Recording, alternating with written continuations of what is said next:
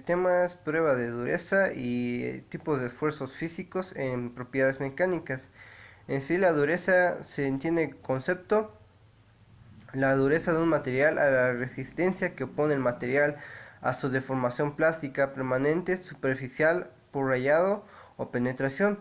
Siempre se cumple que la dureza de un material resulta inversamente proporcional a la huella que queda en su superficie aplicándole una fuerza.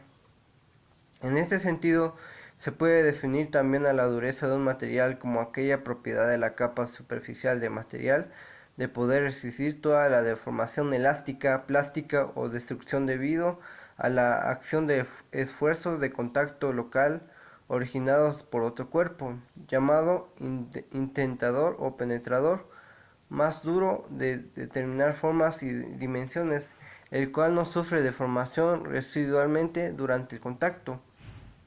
Es decir, se extiende por dureza la propiedad que tienen los materiales en general de resistir la penetración de un intentador sometido bajo carga, de manera que la dureza representa la resistencia del material a la deformación plástica localizada en su superficie. Para hacer esto, pues se tenía que hacer una prueba de ensayo de dureza.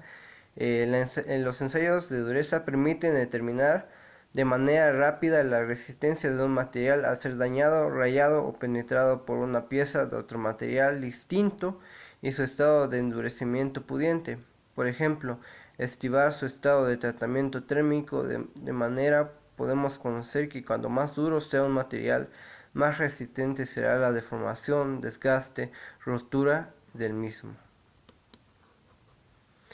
Para hacer esto, pues encontramos algunos tipos de ensayo. Encontramos en la escala de Mohs. Es el método más antiguo para medir la dureza y aún se usa en mineralogía. Fue establecido en 1820 por el alemán Friedrich Mohs. En la escala de Mohs se comparte que pretende analizar con 10 minerales. Inconvenientes de la escala de Mohs. Es un método de medida bastante impreciso y no puede utilizarse para medir la dureza de los metales. No es una escala lineal. La diferencia de dureza entre el corindón y el diamante es mayor que la existencia entre el talco y el yeso. También encontramos la dureza Marnens. Es el ensayo de Marnens. Se emplea un cono de diamante con el que se raya la superficie del material cuya dureza se quiere medir. La dureza de este ensayo es inverso de la anchura a la rayada obtenida cuando se aprieta con una dureza determinada y constante al cono de diamante contra la superficie del material. Se utiliza el valor inverso de la anchura de la rayada para que los demás materiales más duros les corresponda una dureza mayor.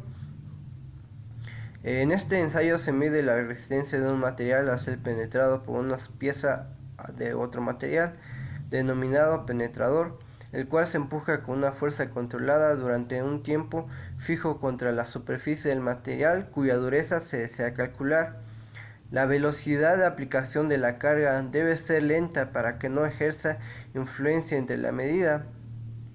El valor de la dureza se obtiene dividiendo diferentes aplicada al penetrador entre la superficie de la huella que deja en el material. Ensayo de Briney.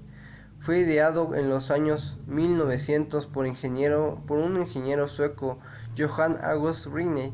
El penetrador es una esfera de acero templado de gran dureza que asocia entre 1 y 10 milímetros, a lo que se aplica una carga preestablecida de entre 3000 y 1.25 kilopolios durante 15 segundos. Esta sería la capacidad de medir de Briney. Para conseguir la deformación plástica que experimenta el material no se extienda todo el espesor de la pieza, el diamante de la ola debe elegirse adecuadamente en función del espesor a la pieza sometida del ensayo.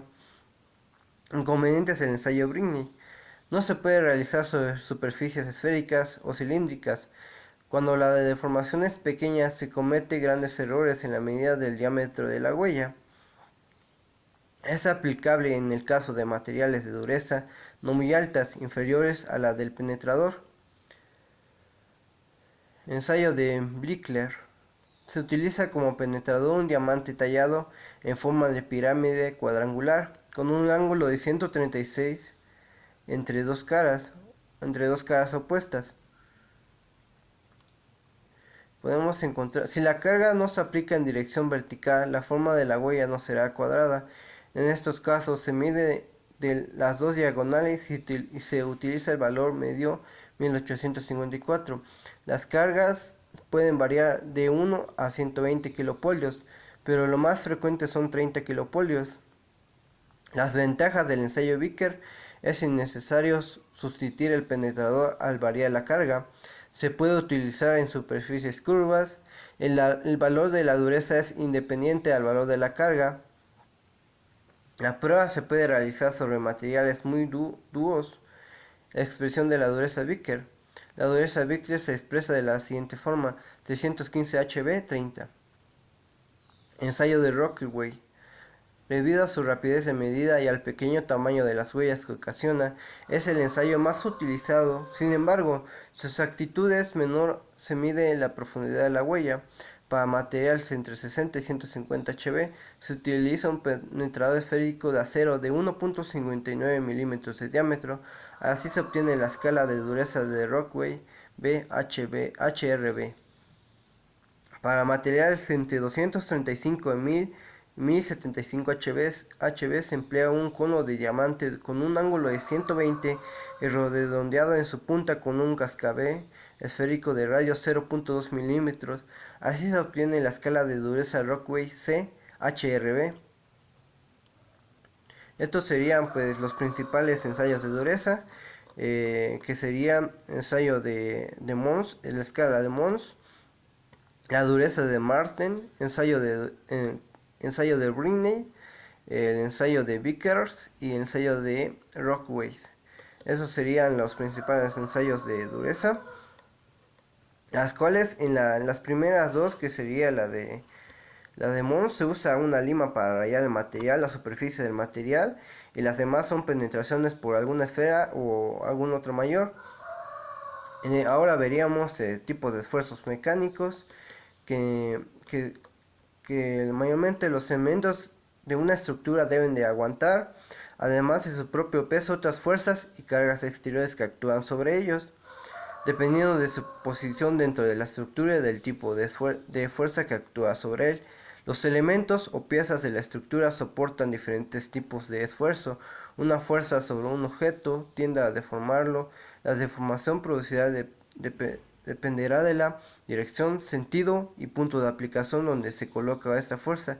Estas fuerzas tienen sentido a orígenes, que los orígenes o consecuencias de estos son debido a su propio peso.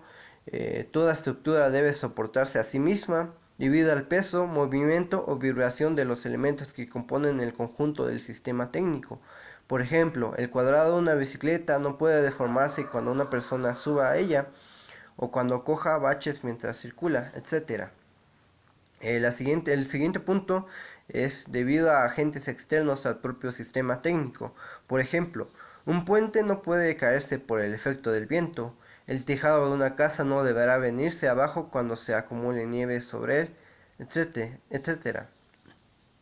Normalmente cuando construimos una estructura lo hacemos para que ésta no se deforme cuando está trabajando. Sin embargo, hay algunas estructuras que su trabajo lo ejerce deformándose y recuperando más tarde su fuerza original, pero esto es menos normal. Debemos conocer los tecnicismos de los esfuerzos físicos que vamos a utilizar, como puede ser fuerza, vector, momento, esfuerzo, resistencia, rigidez, carga, tensión, elasticidad, deformación y creep. Pero los mayores esfuerzos mecánicos que conocemos, podríamos decir que es la compresión, la tracción, la flexión, la cortadura, el pandeo y la torsión. La compresión consiste en si aplicamos dos fuerzas de igual magnitud en la misma dirección y sentido opuesto sobre un cuerpo y tendemos a cortar este, estamos comprimiendo el objeto. El cuerpo acorta y disminuye su longitud.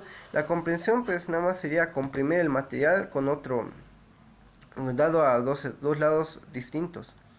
La tracción: cuando estiramos un cuerpo, aplicamos dos fuerzas de igual magnitud, igual dirección y sentido opuesto. Estamos traccionando este objeto. Las partículas del material tienden a separarse y el objeto aumenta de longitud. En la flexión: si aplicamos una fuerza vertical en el punto de medio entre dos apoyos sobre un elemento resistente horizontal, estamos sometiendo el cuerpo a esfuerzo de flexión. El cuerpo tiende a curvarse o comprimirse en la parte superior y traccionarse en la parte inferior. La cortadura: una viga vía apoyo está sometida a una fuerza de acción y a dos fuerzas de reacción. Además de trabajar a flexión, también está sometida a esfuerzos de cortadura. Cada una de la sección de la viga está sometida a dos fuerzas de sentido contrario perpendiculares a la viga. Las partículas que componen cada sección tienden a deslizarse. El pandeo consiste en cuando comprimimos un objeto esbelto, se arquea y fleclea. Este efecto se denomina pandeo. Es muy común en soportes verticales. La torsión consiste cuando giramos una llave de tubo para flotar las tuercas y cambiar una rueda. Estamos torciendo a la llave.